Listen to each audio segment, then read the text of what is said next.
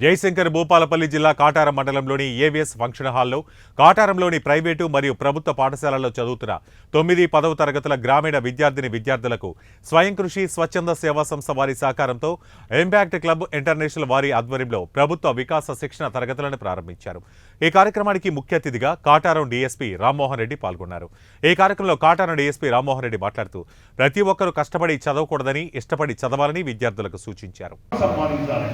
ఏది గవర్నమెంట్ ఉద్యోగం సంపాదించాలి అంటే ఏం చేయాలని ఫస్ట్ మీరు మన కేవలము పరిమిత స్థాయిలో మాత్రమే వాడుకోవాలి. అదేవిధంగా మన యొక్క సంస్కృతి సంప్రదాయాన్ని తప్పనిసరిగా పాటించాలి, గౌరవించాలి. తర్వాత బంధువుని మన యొక్క సమాజాన్ని బాగా ప్రేమించాలి. ప్రేమిస్తే తప్పనిసరిగా మనము విజయం సాధించి తీరుతాము.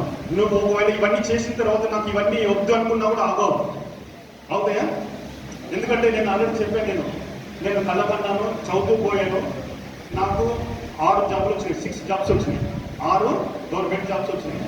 వచ్చిన వాటిలో కూడా నేను ఎప్పుడు కూడా బయట పోయి ఎక్కడ చెప్పలేదు. ఆటోమేటిక్గా మనం చదువుకుంటూ పోతున్నాం, అప్లై చేస్తున్నాము, ఎగ్జామ్ రాసినాము, వచ్చినాయి అంటే అవన్నీ నన్ను ఎత్తుకుంటూ వచ్చినాయి. నేను వాళ్ళ గురించి ఎక్కడ వెళ్ళే ఓన్లీ ఎగ్జామ్స్ కష్టపడుతున్నాము, చదివినాము, ఎగ్జామ్ రాసినాము, వచ్చినాయి. అదేవిధంగా మీరు కూడా సిన్సియర్గా హార్డ్ వర్క్ చేసి కష్టపడి చదువుతారని ఆశిస్తూ, తర్వాత లైఫ్లో జీవితంలో జాబ్ వచ్చినా రాకపోయినా కూడా ఒకవేళ అనేకమైనటువంటి రంగాలు ఉన్నాయి. ఇవాళ మనకి మేము చదువుకున్న రోజుల్లో ఓన్లీ గవర్నమెంట్ దాంట్లో జాబ్స్ ఉంటాయి. కానీ ఇప్పుడు గవర్నమెంట్ దాంట్లో కాకుండా ప్రైవేట్ దాంట్లో కూడా మంచి మంచి అవకాశాలు ఉన్నాయి. అదేవిధంగా మన యొక్క డెవలప్మెంట్, భారతదేశం బాగా డెవలప్ అవుతున్న క్రమంలో జాబ్స్ మాత్రమే కాకుండా అనేకమైనటువంటి ఉపాధి అవకాశాలు కూడా ఉన్నాయి. ఏమున్నాయి? గవర్నమెంట్ జాబ్స్ ఉన్నాయి, ప్రైవేట్ జాబ్స్ ఉన్నాయి, బిజినెస్ ఉంది, ట్రేడింగ్ ఉంది, వ్యాపారం ఉంది.